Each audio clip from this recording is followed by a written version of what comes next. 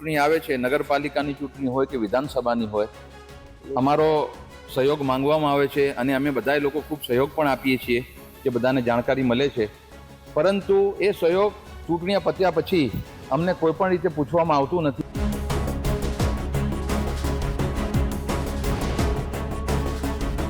જ્યારે ઇલેક્શન આવે છે ત્યારે અમને વિશ્વાસમાં લેવામાં આવે છે અને ઇલેક્શન પછી એ લોકો અમને ભૂલી જાય છે. કદાચ એવું લાગે છે કે અમને ઓળખતા પણ નથી.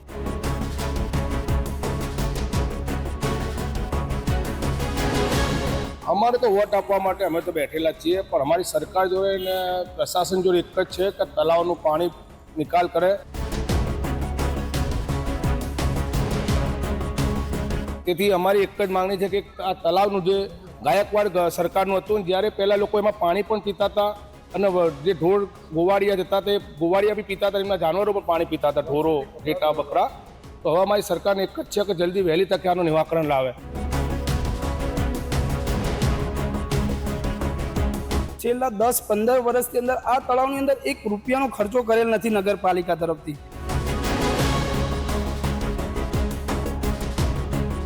મતદારોમાં એક પ્રકારનો આ રોષ છે. જરા નેતાઓ કે જે ઉમેદવારનું નામ જાહેર થાય એ ઉમેદવાર સાંભળી લો મતદારોની આ માગણી અને આ લોકોની માગણી પૂરી કરવાની કોશિશ કરો.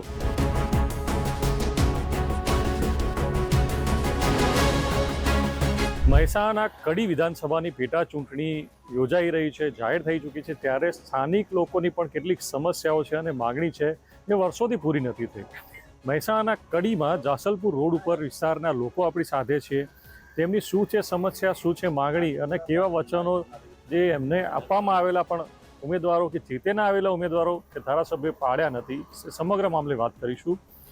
અત્યાર સુધી જ્યારે ચૂંટણી આવી ત્યારે વચનો આપવામાં આવ્યા અને પાડ્યા નથી, ફરીથી એની જ માગણી રજૂ થઈ રહી છે. દર વખતે જ્યારે ચૂંટણી આવે છે, નગરપાલિકાની ચૂંટણી હોય કે વિધાનસભાની હોય, અમારો સહયોગ માંગવામાં આવે છે અને અમે બધાય લોકો ખૂબ સહયોગ પણ આપીએ છીએ કે બધાને જાણકારી મળે છે. પરંતુ એ સહયોગ ચૂંટણીઓ પત્યા પછી અમને કોઈ પણ રીતે પૂછવામાં આવતું નથી. અને અમારો આ સડક તો પ્રશ્ન ઘણા વર્ષો જૂનો પ્રશ્ન છે. કડી જાસલપુર રોડનો, આ મોટા તળાવનો, આ રોડના ખાડા, ગટરનું પાણી જે અંદર ઠાલવવામાં આવે છે એનાથી આખું તળાવ ભરી ગયું છે, રોગચાળો ફાટી નીકળે એવી પોઝિશન છે. અને આ વરસાદના અંદર જ્યારે વરસાદ શરૂ થશે તો અમારે અહીંથી અને અહીંથી હિજરત કરવી પડે એવી પરિસ્થિતિનું નિર્માણ થઈ રહ્યું છે. એટલે જ્યારે ઇલેક્શન આવે છે ત્યારે અમને વિશ્વાસમાં લેવામાં આવે છે અને ઇલેક્શન પછી એ લોકો અમને ભૂલી જાય છે. કદાચ એવું લાગે છે કે અમને ઓળખતા પણ નથી. આ વિસ્તારનું કયા વિસ્તાર અને કઈ રીતે ઓળખવામાં આવે છે અને આ તળાવ કેટલા વર્ષ જૂનું છે અને પહેલાં શું સ્થિતિ હતી, અત્યારે શું સ્થિતિ છે અને તમે શું જોવા માંગો છો? આ કડીનું બહુ જ જૂનું, સદીઓ જૂનું ઐતિહાસિક તળાવ છે, જેને ગાયકવાડી સરકાર તરફથી ફરીથી રિનોવેશન એ જમાનામાં કરવામાં આવેલું હતું. ઘણા ધાર્મિક સ્થળો આની નજીક આવેલા છે. રહેણાંકનો બહુ જ મોટો બેલ્ટ અહીંયા આવેલો છે. ઘણી બધી સોસાયટીઓ આવી છે. હજારો લોકો આ તળાવની આજુબાજુમાં વસવાટ કરી રહ્યા છે, લીગલી વસવાટ કરી રહ્યા છે, સોસાયટી વિસ્તાર છે. પરંતુ આ તળાવ ગામનું હોવા છતાં બીજા તળાવો બનાવવામાં આવે છે, નવા તળાવો ખોદવામાં આવે છે. એને પણ સરકાર ગ્રાન્ટ આપે છે. શી ખબર કેમ આ તળાવ વિશે આ લોકો જાગતા નથી કે કામ કરતા નથી, એનું કારણ અમને નથી સમજાતું. વર્ષોથી અમારી માંગણી છે, તમામ રહીશોની માંગણી છે, અહીંના નાગરિકોની માંગણી છે, તે ક્યારેય બી સાંભળવામાં આવતી નથી. કડીના એક તળાવની વાત કરવા માંગીશ કે કડીના તળાવમાં થોડા વર્ષ પહેલાં પાણી ઠલવી રિનોવેશન કરી કરોડોના ખર્ચે બોટિંગ કરવામાં તૈયાર કરાયું. આજે એ તળાવ બિલકુલ ઉપયોગ વિનાનું થઈ ગયું છે. એટલે કે જે સ્થિતિમાં એને બોટિંગ કરવા માટે તૈયાર કર્યું હતું, અત્યારે લગભગ પાણી પણ નથી. તો લાગતું નથી કે એ બધા જે ખર્ચ કરવામાં આવી રહ્યા છે એ વ્યર્થ જતા હોય ને એવા ખર્ચા આ જરૂરી તળાવ કે જ્યાં રોગચાળો થઈ શકે છે એ ના થાય માટે કરવા જોઈએ? આજે તળાવની વાત કરીએ તો કડી મ્યુનિસિપાલિટીમાં ગવર્મેન્ટ તરફથી કરોડોની ગ્રાન્ટ આ વર્ષે પાસ થયેલી છે. હવે જ્યાં આપણે જોવા જઈએ કે જ્યાં ₹4,000નો ખર્ચ નથી, ત્યાં લોકો 4 કરોડનો ખર્ચ કરે છે. જ્યારે જે કડીનું ઐતિહાસિક તળાવ વર્ષો જૂનું કહેવાય, ત્યાં ઓરમાયું વર્તન રાખતા હોય કે શું એ લોકો જાણે અને ભગવાન જાણે, અમે નથી જાણતા. પરંતુ આ તળાવ વિશે એ કોઈ પણ જાગૃતિ દાખવતા નથી. આ તળાવમાં વર્ષોથી ગટરનું પાણી ઠાલવવામાં આવે છે. એની ઉપરની સપાટી પર એટલી વેલ છે કે જેથી પાણી પણ દેખાતું નથી અને ગટરનું પાણી ઠલવાતા આ તળાવની સપાટી ઓવરફ્લો થવાની બિલકુલ તૈયારીમાં છે.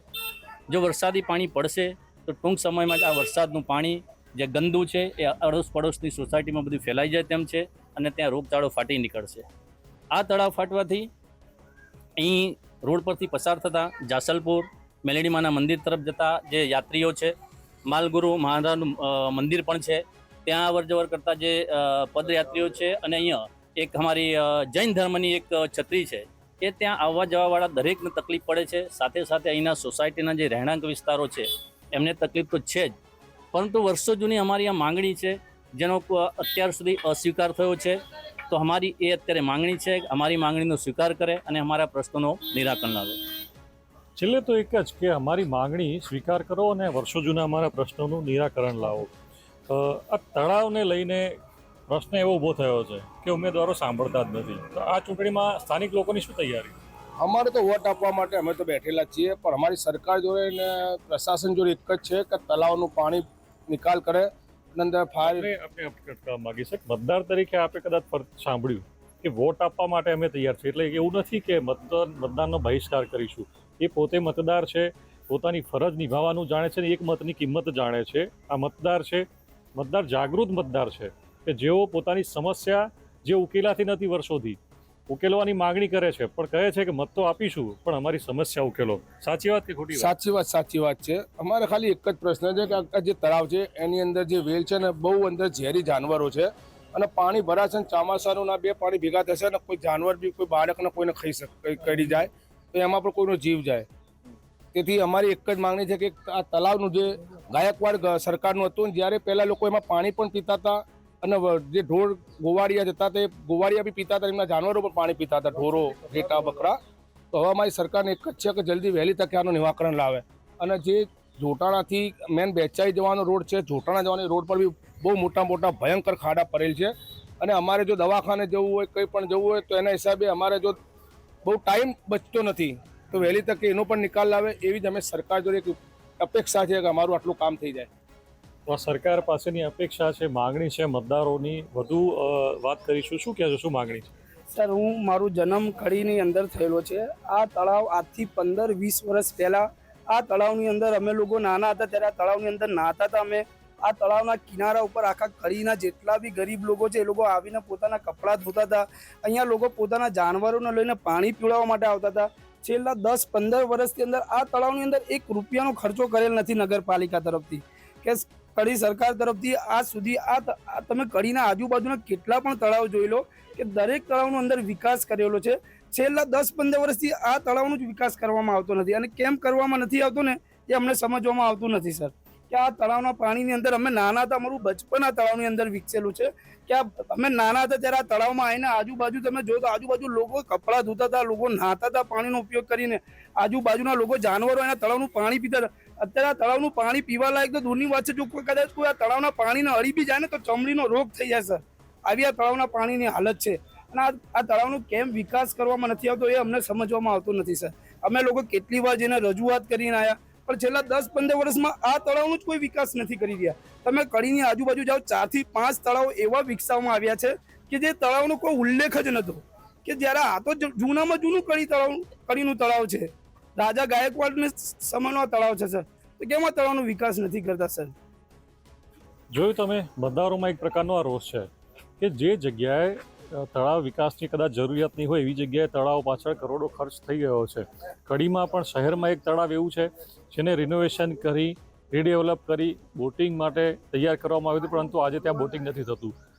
આ ગાયકવાડી તળાવ છે જ્યાં નાનપણમાં આ જ મતદારો જે નાના હતા એ વખતે ત્યાં જુએ છે કે કપડાં ધોતા હતા, કે ત્યાં આગળ નહાવા જતા હતા. આ પ્રકારનું તળાવ હતું, પરંતુ અત્યારે ગંદકીથી ખદબદી રહ્યું છે અને ગટરના પાણી અંદર નંખાવવામાં આવી રહ્યા છે. રોગચાળાની દહેશત છે, ખાસ કરીને ચોમાસામાં જ્યારે તળાવ ઉભરાય, સ્થાનિકોના વિસ્તારમાં ગટરના પાણીવાળું આ તળાવનું પાણી ઘૂસે ત્યારે રોગચાળાની દહેશત થાય છે. લોકોની માગણી છે જરા નેતાઓ કે જે ઉમેદવારનું નામ જાહેર થાય એ ઉમેદવાર સાંભળી લો મતદારોની આ માગણી, અને આ લોકોની માગણી પૂરી કરવાની કોશિશ કરો જે વર્ષોથી પૂરી નથી થઈ. જરા આ વખતે તો વજન પાડો કે માત્ર જૂઠા વચનો આપીને મત જ લઈ જશો, આ સવાલ મતદારો કરી રહ્યા છે.